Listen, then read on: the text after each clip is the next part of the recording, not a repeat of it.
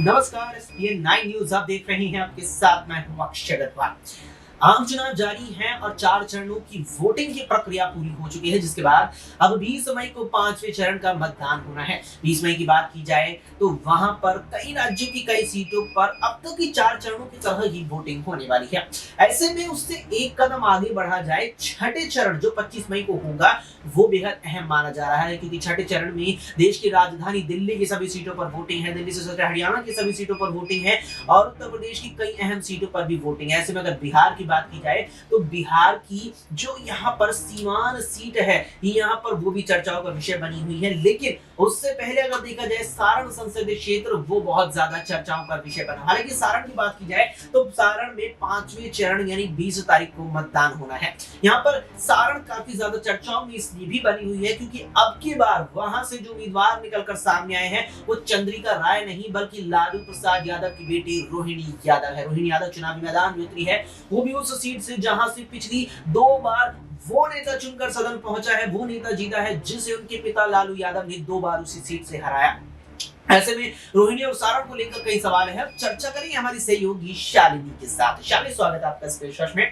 शालिनी, सारण चर्चाओं का केंद्र बनी हुई है। हालांकि सारण नहीं है, कई बिहार की अब तक की सीटें रही हैं और आगे वाले चरणों की भी सीटें हैं जो लगातार चर्चाओं का विषय बनी हुई है। ऐसे में अगर सारण की बात की जाए तो रोहिणी आचार्य चुनावी मैदान में है। राजीव प्रताप रूडी 2014 में जुड़कर वहां जीते, सदन पहुंचे, वहां से फिर 2019 में जीते। लेकिन रोहिणी आचार्य के पिता लालू यादव ने इन्हीं राजीव प्रताप रूडी को 2 बार हराया भी है इस सीट पर। लेकिन 2014 में अगर गौर करेंगे तो लालू यादव की ये सीट छोड़ते उनकी पत्नी और पूर्व मुख्यमंत्री राबड़ी देवी ने सीट से चुनाव लड़ा और हार का सामना ने राजीव प्रताप रूडी से करना पड़ा था। अब बेटी चुनावी मैदान में आई है, क्या बेटी मां की हार का बदला और पिता की विरासत को आगे ले जा पाएगी?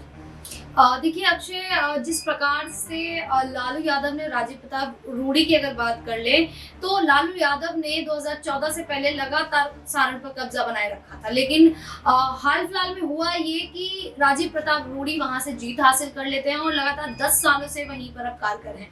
लेकिन इस बार ये कहना होगा कि इस बार जो पाला है वो सारण में पलटता हुआ दिखाई दे सकता है, क्योंकि सारण से रोहिणी आचार्य मैदान में उतरी हुई और रोहिणी आचार्य की बात की जाए तो वो काफी समय से चर्चाओं का विषय बनी हुई है। और अगर उनके समर्थन में उनके भाई यानी कि हम बात कर रहे हैं पप्पू यादव की, क्योंकि पप्पू यादव भी रोहिणी आचार्य को अपनी छोटी बहन बताते हैं, तो ऐसे में अगर निर्दलीय तौर पर उन्होंने पप्पू यादव ने चुनाव लड़ा था तो अगर वो उनके समर्थन में मैदान में उतर जाते हैं और सारण में चुनावी रैलियां करते दिखाई देते हैं, जनता के बीच जाते दिखाई देते हैं, तो ये कह सकते हैं कि सारण में रोहिणी आचार्य अपनी जीत हासिल कर सकती है। क्योंकि अगर राजीव प्रताप रूडी की बात कर ले तो 10 साल वो जनता के बीच रहे तो जनता ने उनका काम देखा। अब जिस प्रकार से उन्होंने वहां पर कार्य किया है, ठीक है, आपने कार्य किया, ये आपका कर्तव्य है, लेकिन उसको दिखाना, उसको जताना और बदसलूकी तरीके से जनता,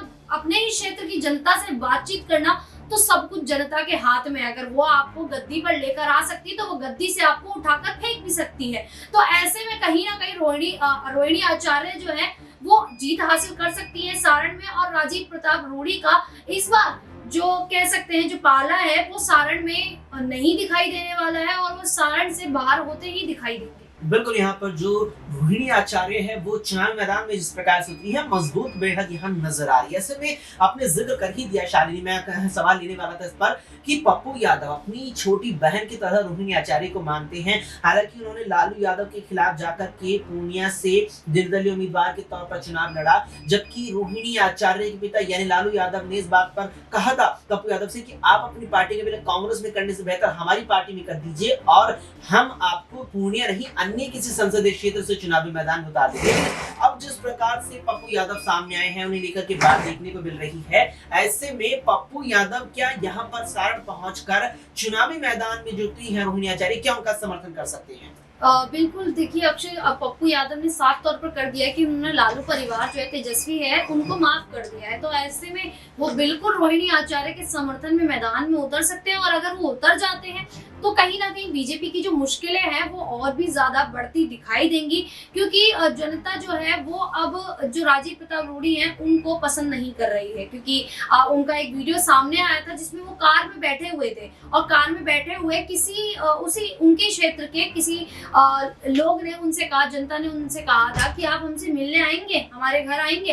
तो ऐसे में कहा, उन्होंने साफ मना कर दिया कि नहीं, हम घर में नहीं आएंगे, हम मिलने नहीं आएंगे। और आपने देखा है आपके क्षेत्र में बिजली है, एसी में बैठ रहे हैं ना आप, बेटा काम करने से ही चीजें होती है। इस तरीके से वो बात करते नजर आए। तो जो रवैया उनका उस समय देखा गया, तो ऐसे में जो जनता है वो उनसे खफा नजर आ रही है। और जनता का ये बयान भी उनको लेकर सामने आया था कि आप तो चुनाव के बाद 5 साल के बाद दिखाई दिए। अब जब चुनाव हो जाते हैं और अगर आप जीत गए तो फिर आप 5 साल बाद दिखाई देंगे, और कब दिखाई देंगे कुछ पता नहीं। तो ये कह सकते हैं कि जनता जो है वो साफ तौर पर संकेत देती दिखाई दे रही कि इस बार सारण में जो है राजीव प्रताप, माफ कीजिएगा पैच,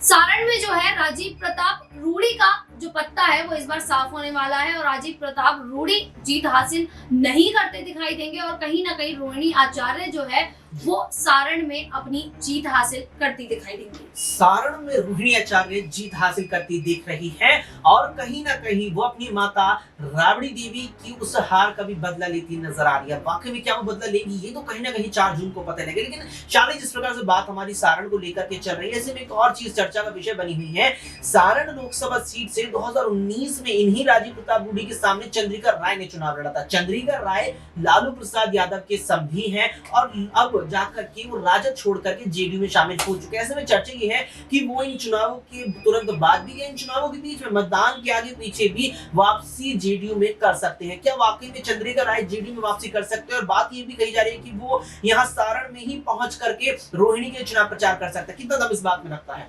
अभी अगर बात की जाए चंद्रिका राय की, तो वो लालू परिवार में है तो, लेकिन कह सकते हैं कि वो साफ तौर पर दिखाई नहीं देते हैं कहीं ना कहीं, क्योंकि उनका जो रिश्ता देखा जाए अब लालू परिवार में उतना मजबूत नहीं दिखाई देता है। तो ये बात साफ तय हो सकती है कि वो जेडीयू का रुख कर सकते हैं, क्योंकि नीतीश कुमार ने खुद अगर बात कर ले तो लालू परिवार का साथ छोड़ दिया और वो बीजेपी में शामिल हो चुके हैं जाकर। तो ऐसे में ये कह सकते हैं कि चंद्रिका राय भी कहीं ना कहीं जेडीयू में अगर शामिल हो जाते हैं तो लालू परिवार की मुश्किलें बढ़ सकती हैं। हाल फिलहाल में वैसे देखा भी गया है कि चंद्रिका राय जो है वो उतना महत्व लालू परिवार को देते दिखाई नहीं दिए हैं। तो ऐसे में चंद्रिका राय जो है वो अगर जेडीयू में शामिल हो जाते हैं तो कहीं ना कहीं नीतीश कुमार की जो है अगर बात करें पार्टी, तो वो मजबूत हो सकती है और लालू परिवार को एक बड़ा झटका भी लग सकता है। बिल्कुल, यहाँ पर अगर चंद्रिका राय इसी प्रकार लालू परिवार से दूर रहे तो वो यहाँ पर चुनौतियां बढ़ा सकते हैं। और सारण में भी, क्योंकि सारण की अगर बात की जाए तो 2019 के लोकसभा चुनावों में चंद्रिका राय ने ही राजद के महागठबंधन की ओर से चुनाव लड़ा था, राजद के टिकट पर, और सामने यही एनडीए गठबंधन के जो प्रत्याशी रहे थे वो यही राजीव प्रताप रूड़ी थे, और उन्होंने जीत भी हासिल की थी। लेकिन यहाँ वोट बैंक तो चंद्रिका राय ने भी जुटाया था। अब क्या वाकई में चंद्रिका राय रोहिणी का समर्थन करेंगे, या उससे पहले पप्पू यादव आ जाएंगे? क्योंकि 20 मई को 5वें चरण में मतदान सारण सीट पर होना है, जिसके लिए 18 मई की शाम लगभग 6 बजे के आसपास चुनाव प्रचार थम जाएगा। यानी 2 दिन का वक्त नजर आ रहा है। उस 2 दिन में क्या पप्पू यादव सारण पहुंचकर अपनी छोटी बहन रोहिणी आचार्य के लिए चुनाव प्रचार करते नजर आएंगे या नहीं, ये तो कुछ ही वक्त में पता चल जाएगा। परिणाम बिल्कुल यहाँ पर देखने लायक रहने वाला है। फिलहाल के लिए इतना ही। देश और दुनिया की तमाम खबरों के लिए देखते रहे SPN 9।